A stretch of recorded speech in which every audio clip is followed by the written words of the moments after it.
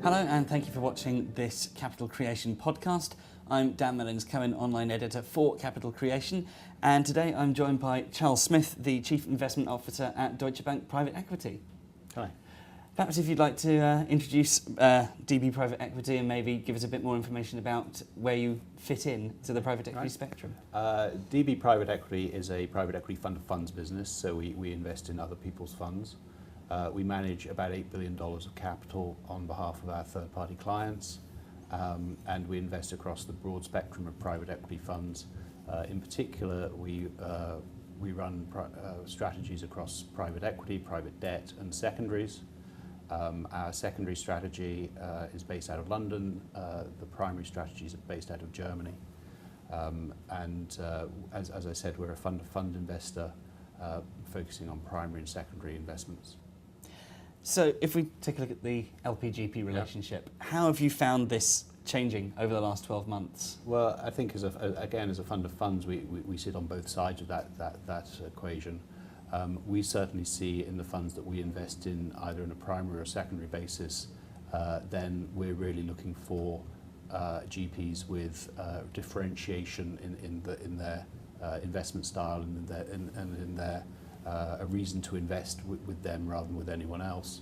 And we also see that as a fund of funds, then our investors are looking for us to provide them with the same, with real differentiation in terms of our investment strategy and our investment approach. So the challenge in this environment is really standing out from the crowd and providing your investors with a unique investment story. So, talking of challenges, obviously we're coming very much out of the downturn now.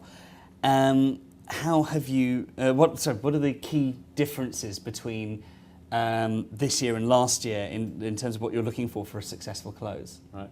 I think we're now certainly seeing that there's real green shoots in terms of the underlying economy, the background for the capital markets, for the exit environment, and that in order to raise capital, what you really need is to show your investors how you acted during the downturn, what you did for them, have a good story around how your portfolio performed and how you protected value, and now how you're benefiting and how you're delivering value for your investors as the market improves, in order to put your investors into a position that they can invest with you again.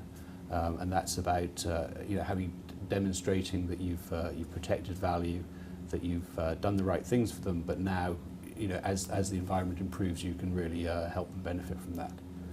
And have you found then, although obviously we are on the way up, as you said, there are green shoots, the macroeconomic events, the crises in Japan and Libya, how have they affected both the primary and secondary markets?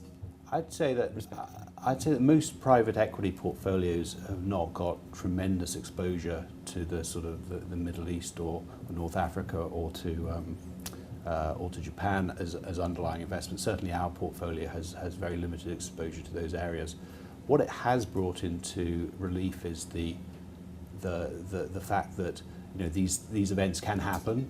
The world does have geopolitical risk, it does have natural risk in it, and so it again plays to the need to diversify portfolios, to keep an eye on risk management, and those events have really brought into relief the fact that there is risk in the world. Not that anyone needed a reminding of that, but the risk can come in many different forms. We've just been through a financial crisis, financial-driven risk, but now we clearly see that there's geopolitical risk and natural event risk in the world as well. There will be some effects on capital flows. I'm sure that people expect capital to be repatriated towards Japan, although you may see, and this remains to be seen, that Japanese institutions may look to diversify some more of their capital offshore. So in the medium term, it may lead to more offshore investment from Japanese institutions. Although as I said, all that is too early really to tell about that.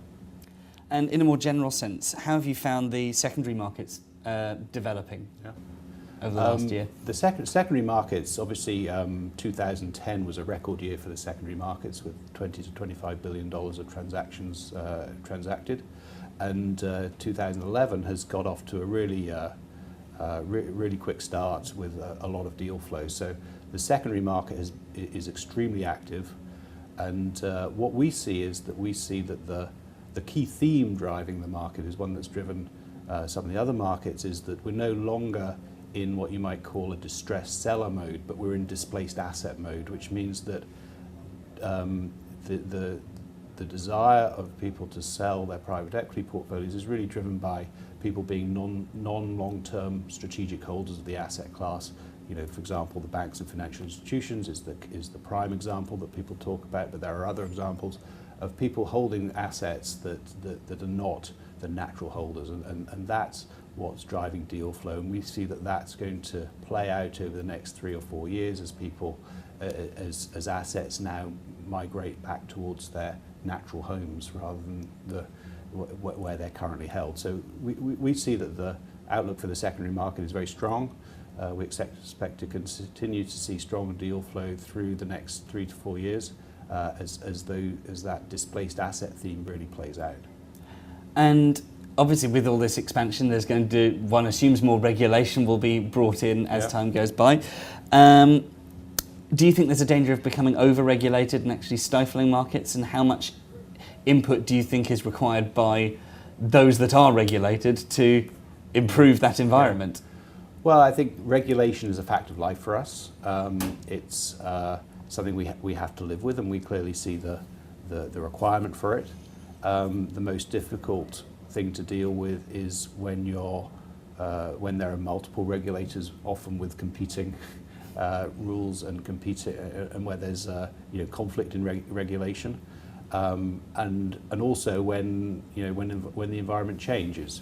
So a relatively simple, stable regulatory environment is clearly one that one that we should all be striving for, and that the difficulty that we've all had to deal with over the last 2 or 3 years has been that both the change and the multiple sources of regulation that have been coming towards us. My hope is that over the next few years, as things settle down, it will become clear, and we can, once the rules are clear, we can all deal with them. We're almost out of time, so perhaps finally if you could round off by telling us a bit more about the panel you're going to be on at Capital Creation, and perhaps a preview into what your opinion is likely to be. Well, I think it's a while till the panel, so I won't give too many clues about what we're going to be saying. The panel is on secondaries and is going to be talking about developments in the secondary market.